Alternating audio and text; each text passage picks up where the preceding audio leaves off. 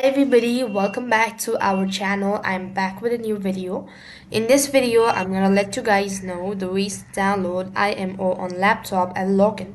So to download IMO on your laptop, you have to follow these steps. First thing first, open up a browser and on the web address bar, you wanna type in imo.im.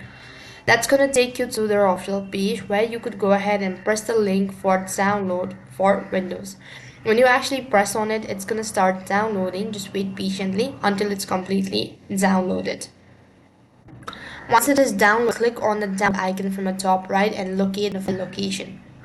It's gonna open up in your downloaded folder or double click on the following file and it's gonna run the installation. Now you just have to go ahead and install it, and once it is installed, then you could go ahead and log in. Just click on the run button and this way you'll be able to install it. Like I said, you have to go ahead and click on the login button, enter in your credential, and you'll be logged into your account successfully. So this way you'll be able to download IMO on laptop and login. That's all for this video. I hope the video was helpful. Make sure to like, share and subscribe to our channel. Thank you for watching. See you in the next video.